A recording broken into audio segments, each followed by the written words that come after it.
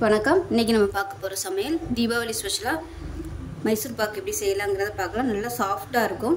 வாங்க எப்படி செய்யலாங்கிறத பார்க்கலாம். இப்போ ஒரு பவுலில் பார்த்தீங்கன்னா மெஷரிங் கப்பில் 1 கப் அளவுக்கு கடலை மாவு எடுத்திருக்கேன். கடலை மாவு வந்து நல்லா சலிச்சிட்டு ஒரு பவுலில் சேர்த்துக்கலாம். இப்போ அதே மெஷரிங் கப்பில் 1 கப் அளவுக்கு ரீஃபைண்ட் ஆயில் சேர்த்து கலந்துக்கலாம். கட்டி இல்லாமல் கரைச்சி கலந்து வச்சுக்கலாம்.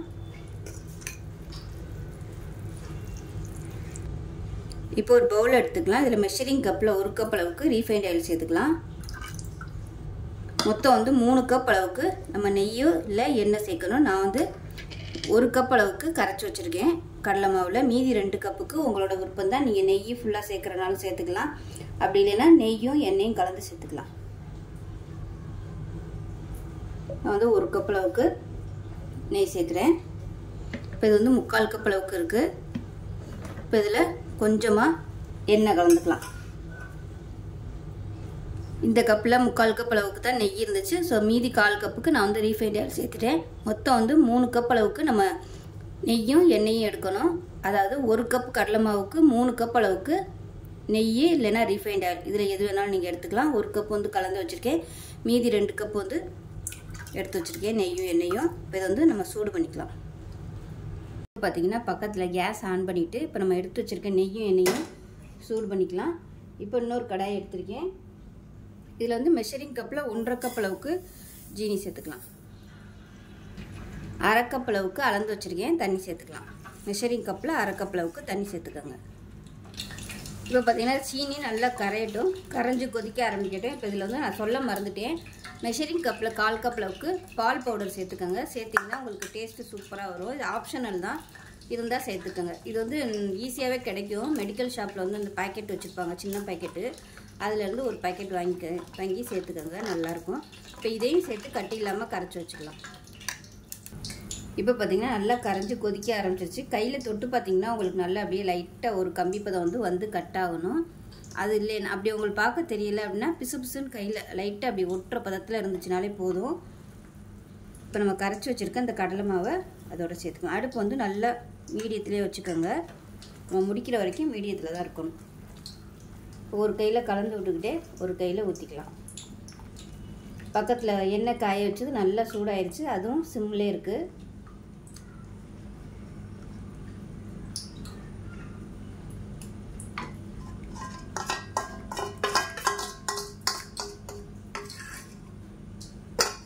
நல்லா கைவிடாமல் கிளறிட்டே இருக்கலாம். இப்போ பார்த்தீங்கன்னா நம்ம கரைச்சி ஊற்றுனது இந்த மாதிரி தண்ணி பதத்தில் இருக்கும். இது அப்படியே கொஞ்சம் கெட்டியாக மாற ஆரம்பிக்கும். அந்த ஸ்டேஜ் வரைக்கும் நம்ம கிளறிக்கணும். அதுக்கப்புறமா தான் நம்ம நெய் வந்து ஊற்ற ஆரம்பிக்கணும். இப்போ பாருங்கள் கொஞ்சம் அப்படியே கெட்டியாக ஆரம்பிச்சிருச்சு. இந்த ஸ்டேஜில் நம்ம வந்து நெய் சூடு பண்ணி வச்சுருக்கோம் இல்லையா, அதை வந்து நல்லா ஒரு கரண்டி அளவுக்கு சுற்றி விட்டுக்கலாம்.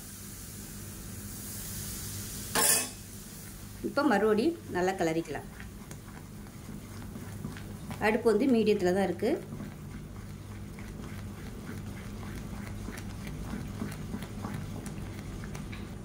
இப்போ நம்ம ஊற்றின எண்ணெய் வந்து ஃபுல்லாக உள்ளே இழுத்துருச்சு. இப்போ மறுபடியும் ஒரு 2 கரண்டி சேர்த்துக்கலாம். இப்போ மறுபடியும் கிளறிக்கலாம். இப்போ எண்ணெய் எல்லாமே உள்ளே இழுத்துருச்சு. இப்போ மறுபடியும் ஒரு 2 கரண்டி எண்ணெய் சேர்த்துக்கலாம். எண்ணெய் வந்து சூடாகவே இருக்கணும். நல்லா சூடாயிருச்சுன்னா அப்படியே குறைச்சி வச்சுக்கோங்க, அப்படியே சூட்டிலே இருக்கட்டும். இப்போ மறுபடியும் ஒரு 2 கரண்டி எண்ணெய் ஊற்றிக்கலாம்.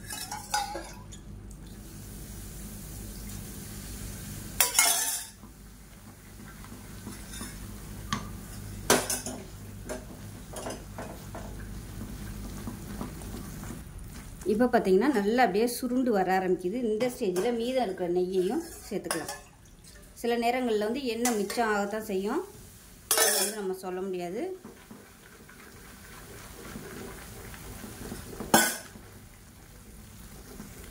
இப்போ பாருங்கள் நம்ம ஊற்றின எண்ணெயெல்லாம் அப்படியே வெளியே கக்க ஆரம்பிச்சிருச்சு. இந்த ஸ்டேஜில் எண்ணெய் வந்து தடவி வச்சுருக்கேன் ட்ரேயில், அப்படியே டக்குன்னு எடுத்து ஊற்றிடணும்.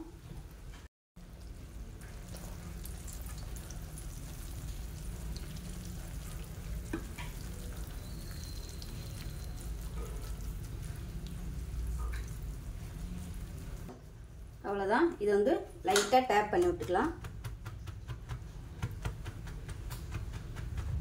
டேப் பண்ணிட்டு லேசாக ப்ரெஸ் பண்ணிக்கலாம். ரொம்ப அழுத்தம் கொடுக்கக்கூடாது. அழுத்தம் கொடுத்தோம்னா அந்த ஓட்டை ஓட்டையாக வராது. இது வந்து கொஞ்சம் ஆறட்டும்.